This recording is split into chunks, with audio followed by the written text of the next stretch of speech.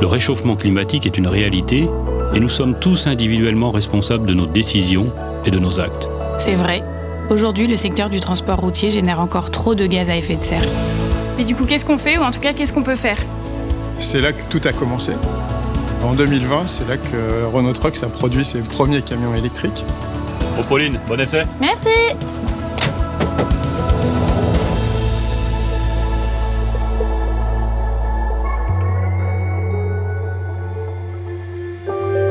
Un constructeur n'est pas seul à avancer dans une transformation aussi importante que le passage à l'électrique.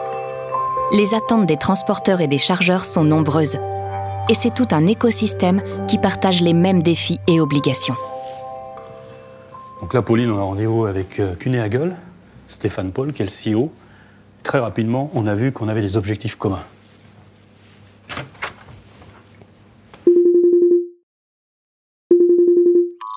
Hi, Stefan. Hi, Stefan. So I was wondering, for you as a transporter, what are the 3 biggest challenges you're facing in this transformation? The first challenge is we are part of an ecosystem. We need customer support as well.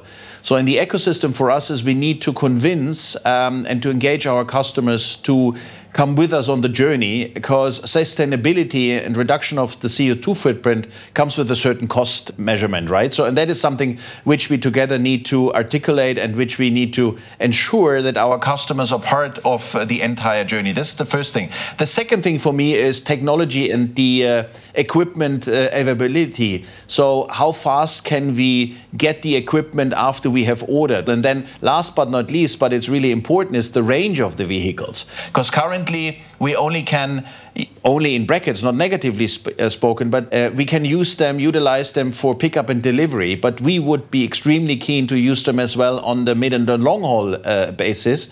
But for that we need a range of 500 kilometers, and then you have to think about it. We are fully sharing these 3 main challenges. We are working very hard to be able to get the capacity. And when it's come to the range, of course, we are going to launch our new TC full electric in November. When we met, we understood that we have the same view, and that we also realized that the only way was to do it together. And I remember well, I think it was 2 years ago, maybe even a little bit longer, when we met the first time here in Schindellegi on another topic, and then all of a sudden we started the discussion on sustainability, and then we created the idea to really work together and to have a collaboration in terms of how can we leverage your technology for our own fleet in France. And that was the starting point about everything what we do now. Départ pour Barcelone en Espagne, une des premières villes en Europe à inscrire dans ses appels d'offres publics l'obligation de proposer des solutions décarbonées. 4 opérateurs se partagent la collecte d'ordures ménagères de la ville, tous équipés de camions 100% électriques. Alors pourquoi Barcelone? Parce qu'à Barcelone, c'est là qu'on a notre plus grosse flotte de camions de collecte d'ordures ménagères. Il y en a combien en tout? Alors c'est avec notre client CLD et ils en ont pratiquement une 30aine. Ah oui. Hola Bruno. José, buenas tardes. Hola Pauline. Hola, buenas tardes. Sandra, buenas tardes. Hola.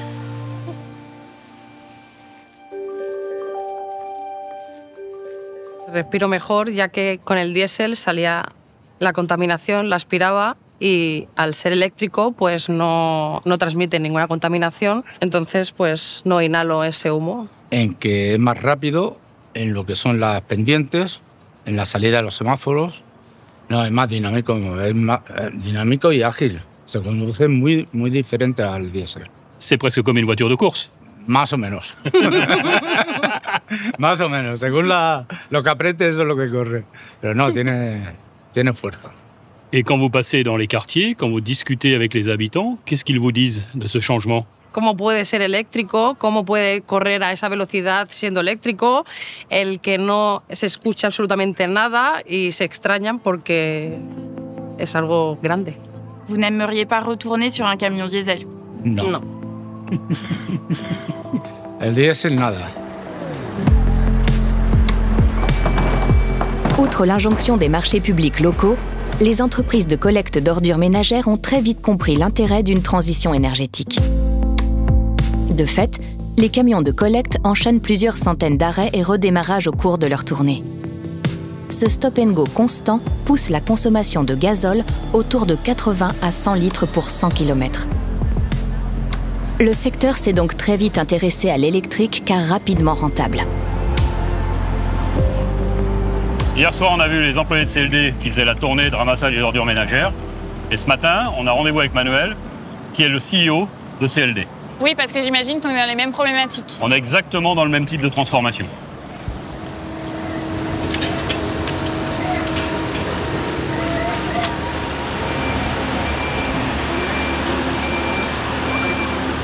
Nosotros hemos visto por parte de Renault Trucks un commitment, un compromiso de apoyarnos durante la prestación del servicio, ¿no? Además, hemos firmado con vosotros, con Renault Trucks, hemos firmado un contrato de mantenimiento integral porque este servicio fuera un servicio de calidad. A nosotros nos tranquilizó y mucho. On dit souvent que la transition vers l'électrique, c'est pas juste une adaptation, c'est un changement de culture. Est-ce que vous êtes en phase avec ça? Totalmente de acuerdo. Incluso para que nuestra flota fuera más sostenible, la alimentación eléctrica de los camiones de Renault Trucks la estamos proveyendo de una planta fotovoltaica que tenemos justo aquí en nuestras instalaciones, lo que hace que la flota sea 100% sostenible en el sentido que nosotros producimos. Durante el día los camiones se recargan gracias a esas placas fotovoltaicas y por la noche esos vehículos cuando salen a trabajar tienen las baterías al 100% y pueden completar la ronda. Manuel, merci beaucoup pour votre temps. Je sais que vous avez un rendez-vous de l'autre côté de Barcelone. À très bientôt. Muchas gracias y Sorigues será siempre vuestra casa. Gracias, adiós. Adiós, Rubén.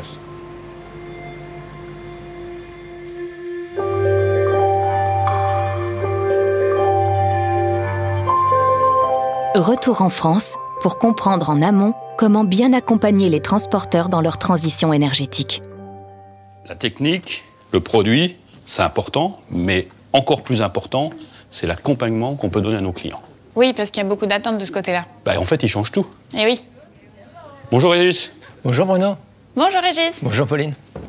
Un client qui vient nous voir pour être accompagné dans sa transition énergétique, qu'est-ce qu'on peut lui proposer? Il faut comprendre quand même qu'après des décennies de diesel où ils maîtrisaient tous les référentiels, on va les amener vers un nouveau référentiel.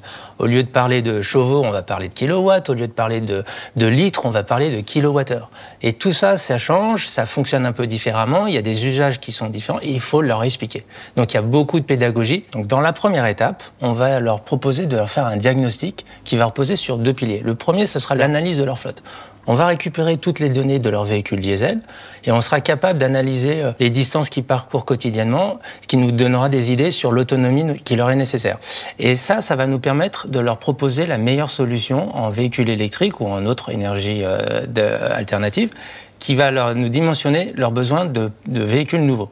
Le deuxième pilier, ça va être l'analyse de leurs besoins d'infrastructure. L'infrastructure, c'est un point clé dans cette transition vers l'électrique. Donc ce qu'on va faire, c'est qu'on va aller sur leur dépôt, sur leur site, et on va analyser leur consommation électrique, on va analyser où on pourrait positionner les chargeurs pour permettre de recharger leur camion électrique. On va jusqu'à enregistrer la consommation par site et par client. On va à un niveau de détail très poussé, parce qu'en fait, le diable est dans le détail. Il va falloir être capable d'identifier les puissances d'appel par rapport à des temps de recharge, et c'est grâce à ça qu'on va savoir faire un bon dimensionnement qui permettra à nos clients d'aller discuter avec leurs fournisseurs d'énergie et de trouver le meilleur scénario pour eux à moindre coût pour faire cette transition. Parce que c'est des coûts qui sont assez conséquents et donc si on sait amener nos clients à avoir le meilleur dimensionnement au meilleur prix, on leur amène vraiment une valeur ajoutée, c'est clair. Régis, merci pour toutes ces explications.